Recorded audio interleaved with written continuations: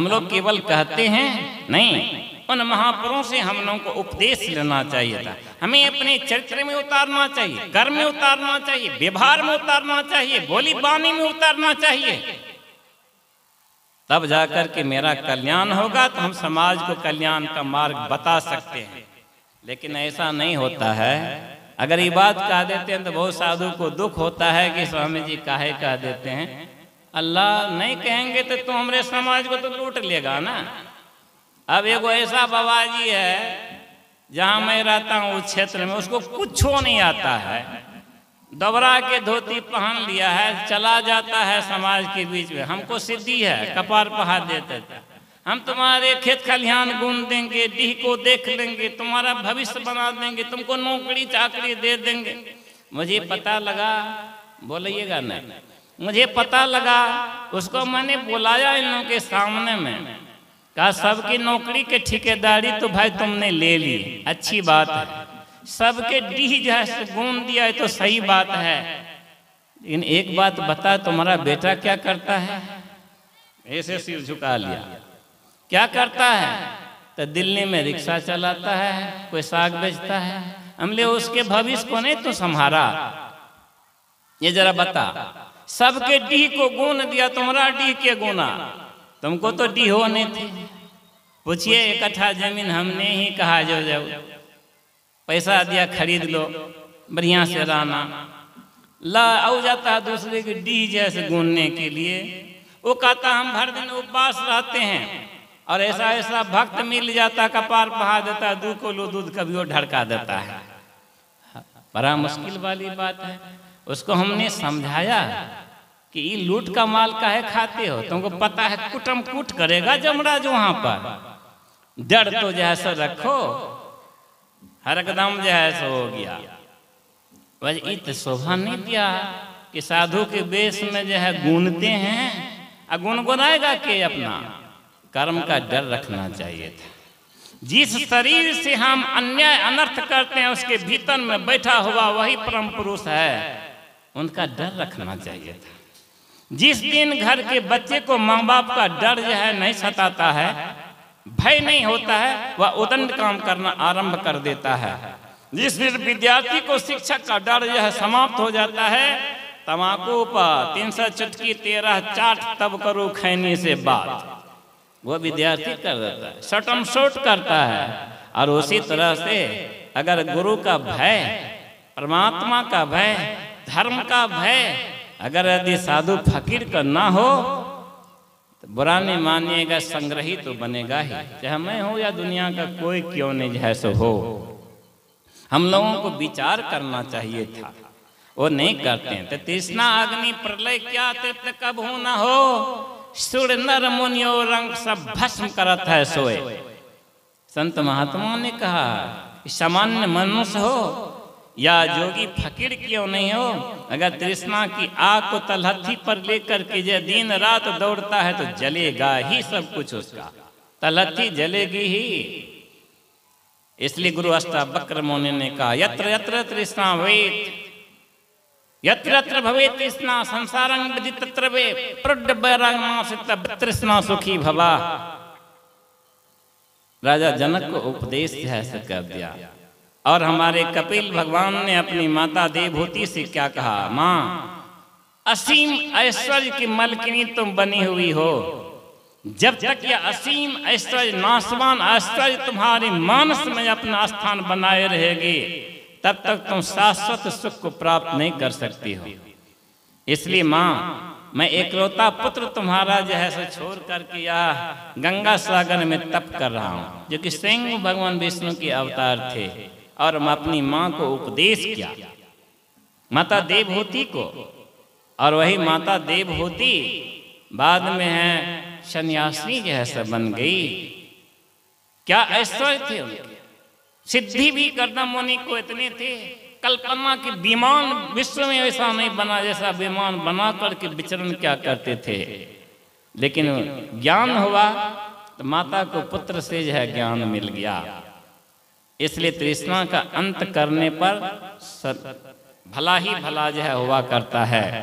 हम लोगों को अहर्निश साधना के मार्ग पर चलना चाहिए था, त्याग तपस्या करनी चाहिए थी। केवल वैराग का बेस रहे और वैराग अंतःकरण में ना रहे, ऊपर से वैराग का बेस रहे, भीतर में राग की आग रहे, तो कौन जो है धधकेगी, कौन जो है सो जलेगा?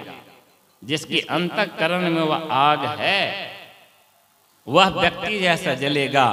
इसलिए आज साधु सन्यासी को देख करके लोग उपहास क्या करते हैं, उसके पीछे हम साधु का कहीं न कहीं दोष जरूर है। हमको अपने फल पर ध्यान देना चाहिए था। अगर हम अपनी गलती पर ध्यान नहीं देते हैं, हम सुधारक कभी नहीं जैसा बन सकते हैं। और समाज हमारा महान है, समाज को कभी है दृष्टि से नहीं देखना चाहिए था। ये हमारी अनुपम संस्कृति है। हम मूर्ख साधु को भी हमारा समाज, प्रबुद्ध समाज, विज्ञ समाज बैठा देते हैं ऊंचे आसन पे, इसलिए अहंकार में नहीं फूलना चाहिए कि मैं ही सब कुछ हूँ। ये संस्कृति की मर्यादा का पालन करने के लिए हमारा समाज है। इसलिए पहले हम लोगों को भी संस्कृत होना चाहिए, सुसंस्कृत होना चाहिए था, और साधना की उत्तंग शिखर पर जाकर के संसार की नश्वरता और संसार पति की अमरता का बोध हासिल करके समाज के बीच में चलना चाहिए था। मैं किसी साधु का उपहास नहीं करता हूं और कर भी नहीं सकता हूं, लेकिन जिस सिद्धांत की डगर पर हमें भी हमारे नायक ने, महानायक ने जो दौड़ाने का प्रयास किया तो कुछ सीखा है। और वैसी का कारण हुआ कि बंगाल में आप लोग देखे होंगे, गुदरिया जो बनता है गोपीचंद का गीत गाने के लिए इधर भी आता होगा, आता है कि नहीं आता है बाबा? आता होगा। और राजा तिलक चंद के पुत्र थे गोपीचंद जी महाराज, बंगाल के बहुत ताकतवर राजा हुए थे। और उनकी माता थी गोपीचंद की माता मीन लदे, बड़ी साध्वी थी, आत्मसुख की और कदम दिन रात बढ़ाने वाली थी। अकाल मृत्यु जो है सो राजा तिलक चंद की हो गई। राजाभिषेक की तैयारियां हो रही, उपटन लगाया जाने लगा गोपीचंद को, लेकिन उनकी मां कोठे के ऊपर में सिसक रही थी। उनकी आंखों की छलकी हुई बूंदें गोपीचंद के बदन पर गिरी। गोपीचंद ने देखा का मां, इस शुभ घड़ी में तुम्हारी आंखों में आंसू। माता मीन लदे ने कहा कि बेटा, तुम्हारा जैसा सुंदर शरीर है, इससे भी सुंदर शरीर तुम्हारे पिता के सोने के जैसा था, वह भी काल कवलित हो गया। और आज उसी राह पर तुम चल रहे हो, राजा बनकर के कहीं उन्मादी बन गया, प्रार्थ को भूल गया, प्रार्थ सेवा को भूल गया, आत्मसुख को भूल गया, और बड़े भगवान मस्तन बाबा के कृतार्थ को भी जैसे भूल गया। तब क्या होगा? तुम्हें तो नर्क होगा, तो ना पिता बचा पाए न मैं बचा पाएगी। कहा क्या करूं मां? कहा राज प्रसाद ऐसी आता है जाता है बेटा, तुम संन्यास धारण कर, आत्मसुख की खोज कर, आत्म तृप्त हो जा, आत्मानंद के अमर निधि में अवगाहन कर, और तब तुम मेरे सामने में जैसे आना। और उनकी माँ माता मीन लदे ने ही एकलौता पुत्र गोपीचंद को सन्यास की शिक्षा दीक्षा दे दी। अब गुरु गोरखनाथ जी महाराज के चरण शरण में, और जब अहर्निश साधना करके अपने तप को पूरा किया, गुरु ने पीठ ठोक दिया, जाओ माँ से दीक्षा ले आना। और जब वह फकीर जाता है, गाड़ी पट्टधारी महाजोगी गोपीचंद अपनी माँ के हवेली के पास तमाम भिक्षाम देही का शाबाश बेटा आ गया। माँ ने बड़े जो है नम लेकिन गौरवशाली आंखों से अपने पुत्र को निहार का शाबाश बेटा, तुम्हारा लालाट कह रहा है, तुम्हारी बानी कह रही है, तुम्हारी रेखा कह रही है, तुम्हारा पग कह रहा है, और तुम्हारा शौर्य कह रहा है कि आत्मसुख को तुमने देख लिया बेटा, शाबाश बेटा। बोल क्या चाहिए? कहा गुरु बाबा ने भेजा है हमको, माता से भिक्षा ले आ। भिक्षा दे दी माता। कैसी भिक्षा दी? जैसी माँ थी वैसी ही भिक्षा दे दी। जा खूब भरपेट खाना, मुलायम सज्जा पर रहना, मजबूत गढ़ में जैसे रहना। गोपीचंद ने कहा माँ क्या करिए? कहा बेटा तुम जैसा है वैसा ही तो भेजा हो। शिक्षा देनी चाहिए ना। अरे ध्यान करते करते करते करते, सत्संग करते करते करते करते, समाज की सेवा करते करते जब भूख लग जाए तो सूखी हुई रोटी जो समाज दे देगा ना, अमृत के समान लगेगा। व्यंजन मत खाना बेटा कभी। व्यंजन में तुम्हारा मन जब फंस जाएगा ना तो कहां पर सरका देगा पता नहीं है। और कोमल सज्जा पर सोना, खूब ध्यान साधना करना, आत्मानंद में तुम निमग्न रहना, मग्न रहना।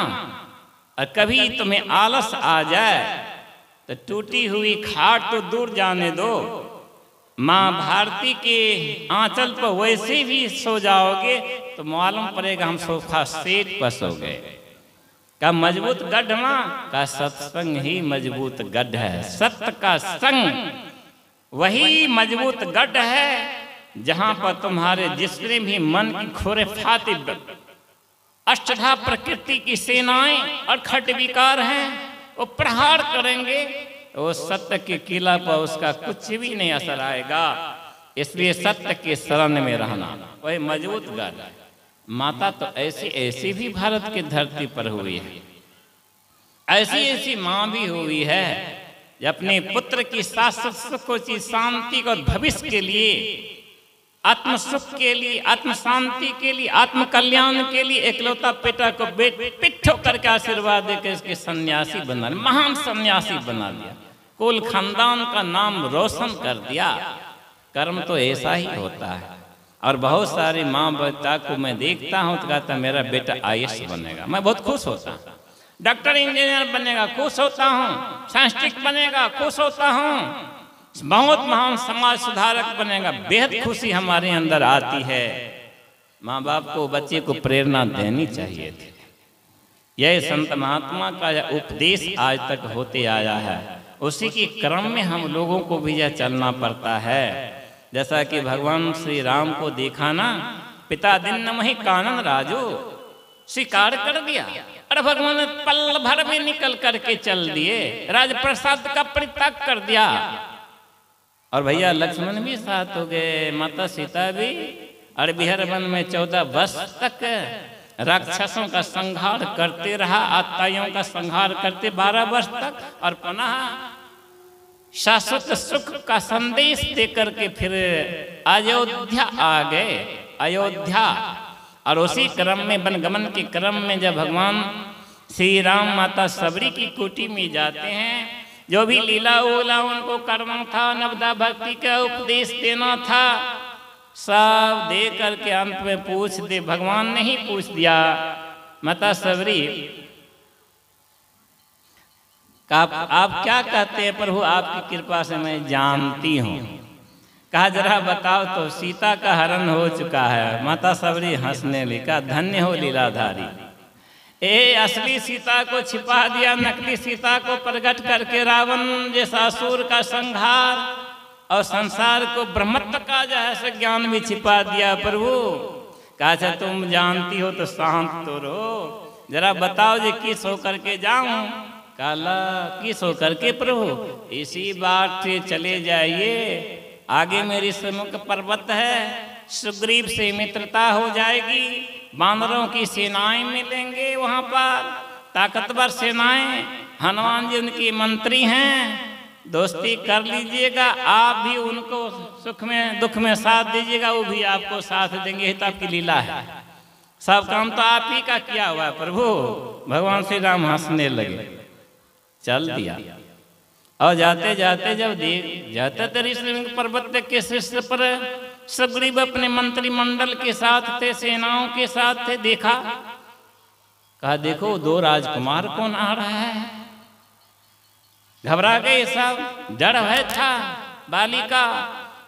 अंत में हनुमान बाबा को कहा जाकर के देखो। हनुमान बाबा रूप बदल लिए, पूछ दिया कि राजकुमार कहाँ से आए हैं।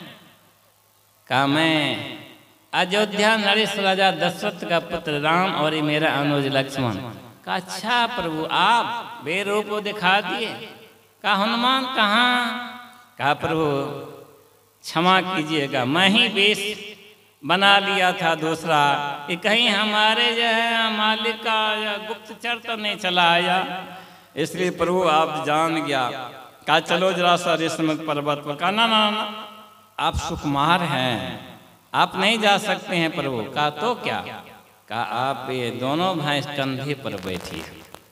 कहा कंधे पर बैठो? कहा क्योंकि हनुमान बाबा तो भक्त थे ना, चतुर थे। आज धरती के मालिक को कंधे पर बैठा रहे तो वह अहंकार कैसे उसको पनप जाएगा।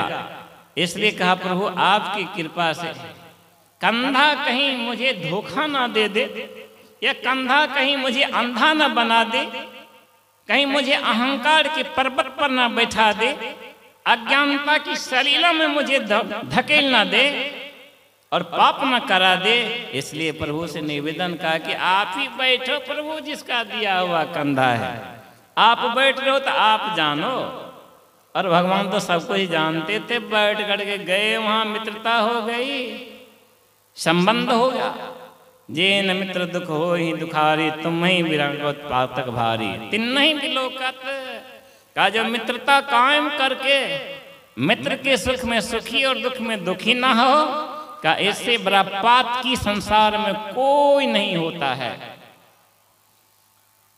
संबंध बन गया, बाली का संहार हो गया, राजा सुग्रीव बन गए, राजन मध्य में पगला गया, राज सुख में, राजसी सुख में राजसी वृत्तियां उसे घेर ली और तृष्णा अंतःकरण में पैदा हो गए। समय बीतने पर भगवान ने कहा कि लक्ष्मण अब तो वर्षा ऋतु समाप्त की और लंबी कहानी है, छोड़िए। कहा जरा सा हमारे मित्र सुग्रीव को बुला करके लाओ, लेकिन एक बार जानो राज सुख बहुत दिन पर मिला है, कुछ कहना तो नहीं, तरक भरक देना कुछ कहा भैया एक ही बाण में खत्म। कहा तो तब मित्रता कैसी, कुछ मत करो, ला उनको सन्मार्गी बनाना है, उनसे बहुत बड़ा काम करना है और उसको यश भी देना है, सुयश का भागी भी सुग्रीव को बनाना है। कहा जैसी आज्ञा। तरक भरक दिए, उसके पहले वहां पर हनुमान बाबा पहुंच गए। कहा क्या? कहा महाराज आ रहे हैं लक्ष्मण भैया, इनके कोप से बचना मुश्किल है, जल्दी दंडवत प्रणाम कीजिए और भगवान के शरण में चाहिए। लेकर के हाजिर हो गए, भगवान के शरण में गए तो कर जोर करके कांपने लगे सुग्रीव। क्या कहते हैं? नाथ विषय सम्मत कछु नाही, मुनि मन मोह करे छन माही। आपका इतिहास है प्रभु, बड़े बड़े साधक साधिकाएं भटक जाते हैं, ऋषि मुनि भी भटक जाया करते हैं, साधु महात्मा भी भटक जाया करते हैं, तपी का तप भी पूरा नहीं हो पाता है। यह विषय का सुख ऐसा है। विषय क्या है? महर्षि का सोय होता है ना, या को हटा दीजिए क्या होगा? विष। इस विष को जो अपने काया में धारण कर लेता है ना, वही विषय होता है। यह विष क्या है? पंच पाप का। इसी का शिकार सुग्रीव कहा प्रभु मैं बन गया, ये सब माया आपकी है प्रभु। ढेर खिस्सा कह दिए। फिर जा करके जो है सो माता सीता की खोज हुई और खोज के क्रम में जो है दक्षिण दिशा की ओर वीर हनुमान को भार सौंपा गया। महेंद्र पर्वत के नीचे में वो घूम रहे थे, वहां उनके ही एक बहुत बड़े ऋषि बैठे हुए थे। कहा क्या देख रहे हो, क्या देख रहे हो? कहा महाराज माता सीता को ढूंढ रहा। कहा छिया छिया, अरे यहाँ देखो ना, समुद्र के उस पार लंका की राजधानी अशोक वाटिका में भगवती सीता बैठी हुई है। कहा महाराज आप कैसे देख रहा? कहा दिव्य दृष्टि से। कहा तो जाऊं कैसे? कहा अल्लाह तुमको अपने भगवान पर विश्वास नहीं है, वह भगवान ही तुम्हारा भगवान और गुरु सब हैं, फिर उन पर विश्वास नहीं हुआ। अरे उनका नाम ले, जय श्री राम उछलने लगे। फिर कहा जय श्री राम उछलने लगे। तीसरे बार कहा जय श्री राम। उट्टा भुस्सा देते देते सुरसा फुरसा सबको जब पछाड़ते उस बगल चले हनुमान बाबा। और चले गए लंका के कोटर पर, जहाँ लंकनी बैठी हुई थी। लंकनी त्रिजट्टा भी वहीं पर बैठी हुई थी। कहा ये चोरवा कहाँ से चला आया? कहे हम राम का दूत, हम चोर हैं कि चोर तुम्हारा बाप रावण है। हमारी भगवती सीता को चुरा करके ले आया, हमको चोर कहती हो? एक घुसा जा दिया, एक फाइटिंग दिया, खपरा फट गया। वो बुझ गई कि अब रावण का विनाश होने वाला है। और रावण के विनाश तो सुनिश्चित था भगवान के हाथ में। और रावण के कोटर में घुसा हनुमान बाबा, तो देखा माता सीता को विलाप करते हुए, उनके भी आंखों से आंसू गिर गए। माता सीता के सामने प्रकट हो गए हनुमान बाबा, बड़े विनीत स्वर में कहा। क्या कहा? माँ। आस्था सीता को लग गया, मैया सीता की माँ कहता कहीं राक्षस तो नहीं है। लेकिन जब भगवान से कुछ चिन्ह लेकर के जा रहे थे, तो भगवान ने कहा कि हनुमान जी जा तो रहे हो ना, लेकिन मेरे सामने श्री राम मत बोलना। कहा तब क्या बोले? का नहीं समझता है, जब श्री राम बोल दोगे तो समझ जाए कि कोई है राक्षस का गुप्तचर। मेरा नाम वो नहीं है। कहा तो कहना रघुनाथ। अच्छा रघुनाथ के, ये रघुनाथ क्या है जी प्रभु? कहा रघुनाथ। हम निरंकार पुरुष है ना, अघु है, ये मृत्यु लोक के भी है मालिक हम ही है, पाप के पुण्य की सब मालिक हम ही। नाथ है, मालिक है, स्वामी है। ये गुप्त विद्या है, इसको तुमको देता हूँ। कहा प्रभु बड़ी कृपा कर दिए। और जैसे माता भगवत सीता के सामने प्रकट हनुमान बाबा होते हैं, कहते तुम कौन हो? कहा माँ मैं रघुनाथ का, प्रभु रघुनाथ का शिष्य। का अच्छा आ गया, भेद तो जो जानते थे वो न जानते। सारी बातें हो गई। कहा हनुमान तुम अकेले यहाँ चलाया बेटा? कहा माँ मेरे प्रभु इतने महान है, मेरे जैसे जैसे हजारों बलवान उनकी सेवा में, लाखों लाखों वीर योद्धा है। कहा तुमसे भी बलवान कहाँ? कहा रावण तुमको पछाड़ने देगा? कहा माँ जय श्री राम। आकाश पताल हो गए तुरंत। कहा रे हनुमान कहाँ? फिर अपने रूप में आए छोटा बन करके। कहा माँ देखना है हमारे प्रभु की शक्ति को। कहा क्या बेटा? कहा बड़ी भूख लग गई है। तो माँ का हृदय कैसे होता है? अगर कुछ काम करती है माँ, और बेटा अगर आंचल पकड़ लेता है, माँ बहुत भूख लगी। अब तो माँ नहीं कहता है, लोग क्या कहता है? मम्मी। क्या कहते हैं? पापा। क्या बोलते हैं? ये फ्रेंच लैंग्वेज है। अमेरिका में माँ का पहचान नहीं है बच्चे को, वहाँ रुमाले से शादी रस्ते पैरा हो जाती है। और बाल बच्चा होता सरकारी हाउस में भेज देते हैं, वहाँ पहचाने नहीं है। तो मम्मी किसको कहते हैं? जो अपनी माँ ने, माँ है ये ने कहाँ चली गई, बिलाएगी कि मर गई, हट गई, वो चीज आ करके यहाँ पर लोग रख दिया। भारत महान भारत में जहाँ माँ कहता था, बहन कहता था, ये माँ बहन महामंत्र है। हम महामंत्र को भुला गए, मोरलकी को ले आए यहाँ पर मम्मी। और आप चल के माँ को जब कहते हैं मम्मी, तो मैं भी ऐसे खड़ा हो जाते, वाह हमारा बेटा कुछ कह रहा है। गुमान में ये क्यों मम्मी कह रहा है? इंग्लिश मीडियम में मेरा बेटा पढ़ता है, हिंदी मीडियम में नहीं है।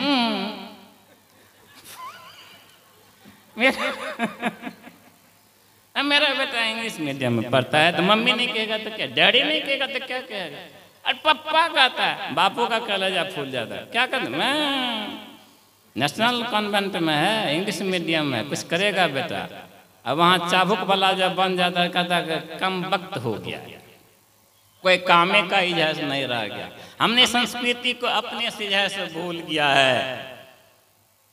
कॉन्वेंट, कॉन्वेंट का अर्थ क्या होता है बताइए? आवारा बच्चे का विद्यालय, जिसका कोई साधन न हो। और हमारे यहाँ क्या होता था? विद्यालय। यहाँ होता था गुरुकुल, वहाँ होता कॉन्वेंट।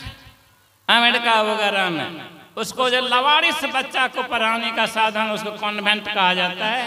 जिसका कोई नहीं है, और यहाँ भी हमारे पढ़े लिखे लोग कौन भेंट खोल देते हैं। क्या उसमें समय लवारी से बच्चा हमरा गया है कि?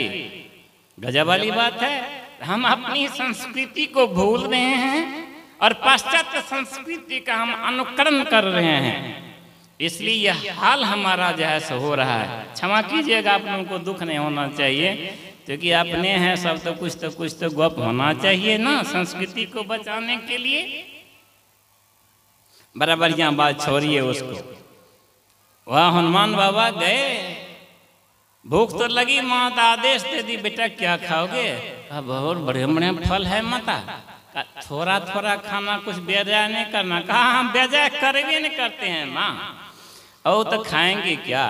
जिनको प्रभु का प्रसाद था, जिसने प्रभु की अमर फल को पान कर लिया, तो संसार के फल को क्या खाएगा? उनको तो अपने भगवान का शौर्य दिखाना था, पराक्रम दिखाना था, महिमा दिखाना था, और गाछ को हिला के, डोला के, गिरा के छत बिछत कर दिया।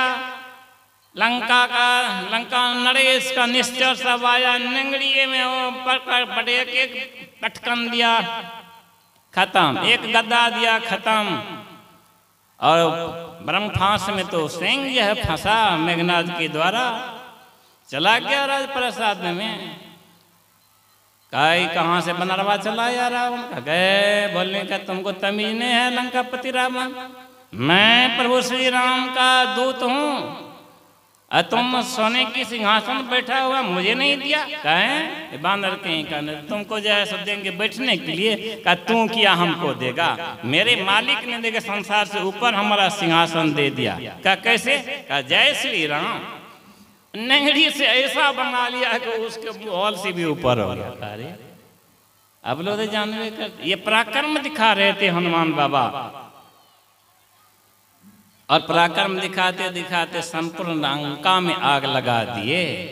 माता को कहा देख लो माता, एक बानर हनुमान के चलते लंका जैसे जल गई, अभी तो लाखों हनुमान उधर बाकी है। माता ने कहा ढाढ़स का पुल बांधा, सत्य है बेटा, और वही नतीजा हुआ, सब कुछ हो गया। लंका भी जल गई, रावण कुल खानदान चला गया, 1 लाख पुत 1.25 लाख नाती, तारावन घर दियोन बाती, अंत हो गया। भगवान आए, राजाभिषेक होने लगा, बड़े बड़ी सामग्री वहां पर लाया गया, बड़ी कीमती उपहार सबों को दिया गया।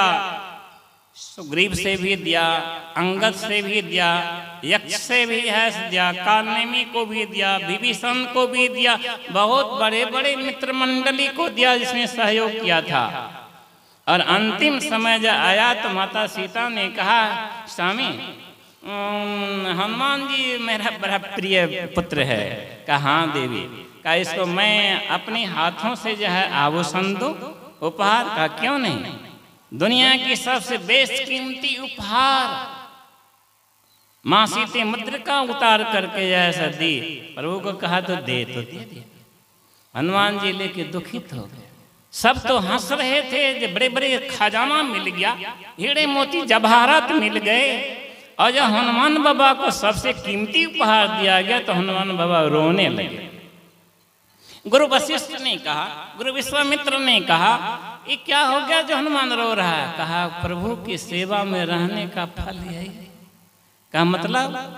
और सब मूंगा को, हीरे मोती जवाहरात के मूंगा को दांत से कुतर कुतर करके फेंक रहा था। गुरु वशिष्ठ ने कहा क्या कर रहे हो? कहा गुरुदेव क्षमा कीजिएगा, मैं अपने इष्ट को ढूंढ रहा हूँ, जिस वस्तु में मेरे इष्ट का वास नहीं, चेतन स्वरूप सत्ता का, वो कोई भी मेरे काम के नहीं। गुरु वशिष्ठ ने कहा, भरत ने कहा, शत्रुघ्न ने कहा, आंख तड़ेर करके लक्ष्मण भी देखा। कहा क्या तुम्हारे अंदर है वो प्रभु जिसको तुम जो है सो देख रहे हो मूंगा में? कहा प्रभु लज्जा रखना इस निर्बल का। छाती फाड़ करके दिखाया कि हृदय कलश में राम नहीं सीता भी है, वह शक्ति और पुरुष दोनों का वास है। माता सीता भी देख के आश्चर्यित हो गए। जरा बताइए, कीमती उपहार देने पर, भगवान के उपहार देने पर हनुमान जी रोने लगे। कहा क्यों रोते हो? कहा प्रभु सब दिन जन्म जन्म जो है चरण का सेवक बना करके रखना। इसलिए जहाँ भी ठाकुर बारी है भगवान के प्रतिमा है, देखिएगा हनुमान बाबा के जैसे रहा करते रहते कि नहीं रहते हैं। और तब सबके वहाँ पर समझ में आया कि हम लोगों ने भगवान से ये जड़ पदार्थ का